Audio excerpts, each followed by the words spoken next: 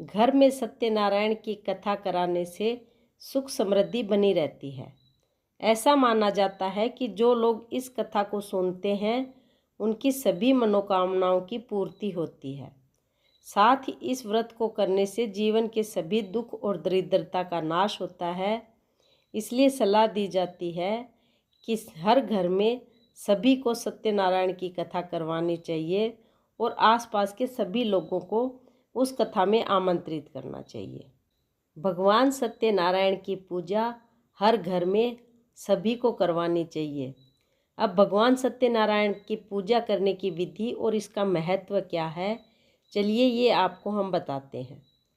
भगवान सत्यनारायण की पूजा करने के लिए सबसे अच्छा समय होता है कोई भी पूर्णिमा या बृहस्पतिवार।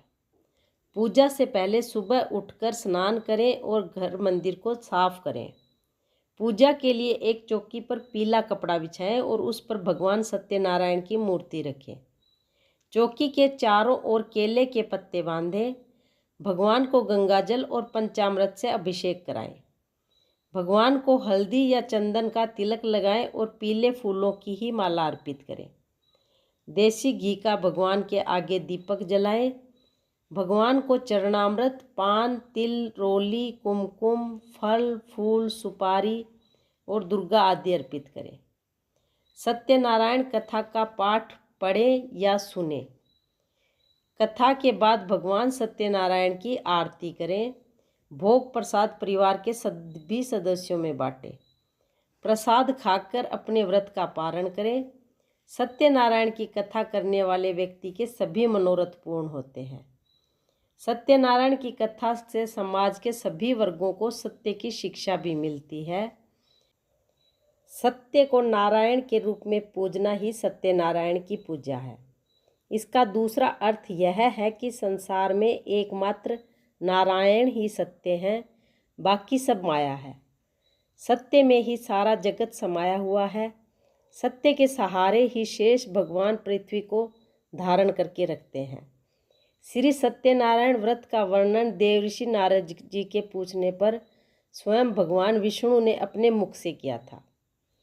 आइए सुनते हैं सत्यनारायण व्रत की कथा। एक बार योगी नारद जी ने भ्रमण करते हुए मृत्युलोक के प्राणियों को अपने अपने कर्मों के अनुसार तरह तरह के दुखों से परेशान होते देखा।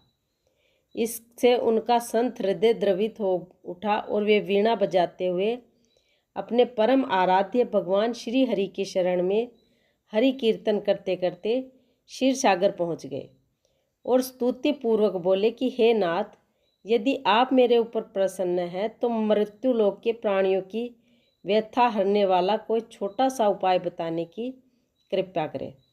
तब भगवान ने कहा कि हे वत्स, तुमने विश्व कल्याण की भावना से बहुत ही सुंदर प्रश्न किया है, अतः तुम्हें साधुवाद है। आज मैं तुम्हें ऐसा व्रत बताता हूँ जो कि स्वर्ग में भी दुर्लभ है और महान पुण्यदायक है तथा मोह के बंधन को काट देने वाला है, और वह है श्री सत्यनारायण व्रत। इसे विधि विधान से करने पर मनुष्य सांसारिक सुखों को भोगकर परलोक में मोक्ष प्राप्त कर लेता है।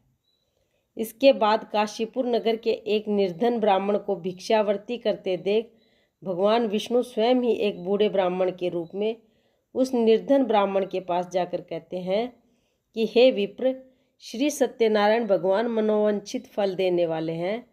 तुम उनका व्रत और पूजन करो, जिसे करने से मनुष्य सब प्रकार के दुखों से मुक्त हो जाता है। इस व्रत में उपवास का भी अपना महत्व है, किंतु उपवास से मात्र भोजन ना लेना ही नहीं समझना चाहिए। उपवास के समय हृदय में यह धारणा होनी चाहिए कि आज श्री सत्यनारायण भगवान हमारे पास ही विराजमान है। अतः अंदर व बाहर शुचिता बनाए रखनी चाहिए और श्रद्धा विश्वास पूर्वक भगवान का पूजन कर उनकी मंगल कथा का श्रवण करना चाहिए। सायंकाल में यह व्रत पूजन अधिक प्रशस्त माना जाता है। श्री सत्यनारायण की कथा बताती है कि व्रत पूजन करने में मानव मात्र का समान अधिकार है, चाहे वह निर्धन, धनवान, राजा हो या व्यवसायी, ब्राह्मण हो या अन्य वर्ग, स्त्री हो या पुरुष। यही स्पष्ट करने के लिए इस कथा में निर्धन ब्राह्मण, गरीब लकड़हारा, राजा उल्लू का मुख, धनवान व्यवसायी, साधु वैश्य, उसकी पत्नी लीलावती, पुत्र कलावती, राजा तुंगध्वज, गोपगणों की कथा का समावेश किया गया है। कथा सार ग्रहण करने से यह निष्कर्ष निकलता है कि जिस किसी ने सत्य के प्रति श्रद्धा विश्वास किया उन सबके कार्य सिद्ध हो गए। जैसे लकड़हारा गरीब ब्राह्मण उल्कामुख गोपगणों ने सुना कि यह व्रत सुख सौभाग्य संतति संपत्ति सब कुछ देने वाला है, तो सुनते ही श्रद्धा भक्ति तथा प्रेम के साथ सत्य व्रत का आचरण करने में लग गए और फलस्वरूप यह लौकिक सुख भोगकर परलोक में मोक्ष के अधिकारी हुए। साधु वैश्य ने भी यही प्रसंग राजा उल्लूमुख के विधि विधान से सुना, किंतु उसका विश्वास अधूरा था, श्रद्धा में कमी थी। वह कहता था कि संतान प्राप्ति पर सत्यव्रत पूजन करूँगा। समय बीतने पर उसके घर एक सुंदर कन्या ने जन्म लिया। उसकी श्रद्धालु पत्नी ने व्रत की याद दिलाई तो कहा कि कन्या के विवाह के समय व्रत करेंगे। समय आने पर कन्या का विवाह भी हो गया, किंतु उस वैश्य ने व्रत नहीं किया। वह अपने दामाद को लेकर व्यापार की ओर चला गया। उसे चोरी के आरोप में राजा चंद्रकेतु द्वारा दामाद सहित कारागार में डाल दिया। पीछे घर में भी चोरी हो गई। पत्नी लीलावती व पुत्र कलावती भिक्षावृत्ति के लिए विवश हो गई। एक दिन कलावती ने किसी विप्र के घर श्री सत्यनारायण का पूजन होते देखा और घर आकर माँ को बताया। तब माँ ने अगले दिन श्रद्धा से व्रत पूजन कर भगवान से पति और दामाद के शीघ्र वापस आने का वरदान मांगा। श्री हरि प्रसन्न हो गए और स्वप्न में राजा को दोनों बंदियों को छोड़ने का आदेश दिया। राजा ने उनका धन धान्य तथा प्रचुर द्रव्य देकर विदा किया।